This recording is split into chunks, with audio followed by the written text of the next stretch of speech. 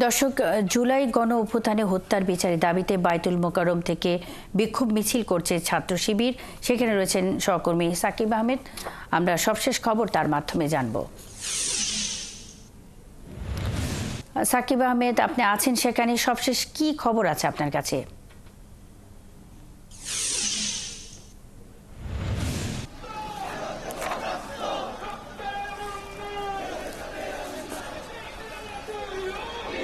জুলাই গণহত্যার বিচার এবং পতিত আওয়ামী লীগ সরকারের আমলে ঘটা সকল গণহত্যা সহ সকল অপকর্মের বিচারের দাবিতে আজকে বাদ জুমা বায়তুল মোকাররমের সামনে থেকে বিক্ষোভ মিছিল বের করেছে বাংলাদেশ ইসলামী ছাত্র শিবির। সেই মিছিলটি কিন্তু ইতিমধ্যে বায়তুল মোকাররম থেকে শুরু হয়ে প্রেস ক্লাবের সামনে হয়ে শাহবাগে এসে পৌঁছেছে। মিছিলের অগ্রভাগ ইতিমধ্যেই কিন্তু শাহবাগে এসেছে এবং এখনও মিছিলের যে সারি সেটি শাহবাগের দিকে যাচ্ছে।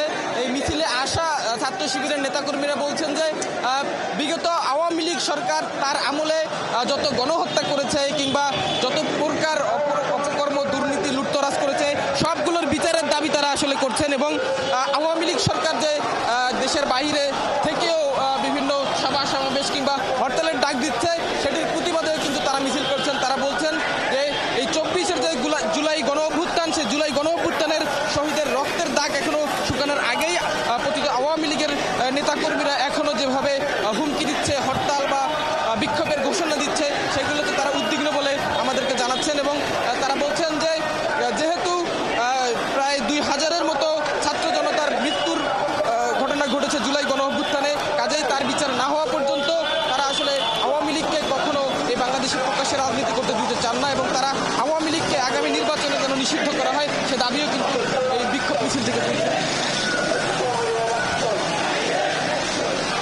এখানে ছাত্র শিবিরের নেতাকর্মী ছাড়াও কিন্তু জামায়াতে ইসলামীর নেতাকর্মীদেরকেও আমরা দেখেছি এবং বাদ জুমার এখানে যে মিছিলটি শুরু হয়েছে সেখানে বেশ কিছু মুসল্লিকেও আমরা এই মিছিলে যুক্ত হতে দেখেছি। মিছিলটি শাহবাগে পৌঁছালে সেখানে আসলে ছাত্র শিবিরের নেতৃবৃন্দ হয়তো আরও কথা বলবেন, সমাবেশ করবেন, সেখান থেকেও আমরা আসলে পরবর্তী খবরাখবর জানাতে পারবো। মিছিলটি এখনও শাহবাগের দিকে যাচ্ছে। মুন্নি। সাকিব আহমেদ মিঠু, আপনি মিছিলের সঙ্গে রয়েছেন, খবর রাখতে থাকুন, আমাদের সঙ্গেই থাকবেন।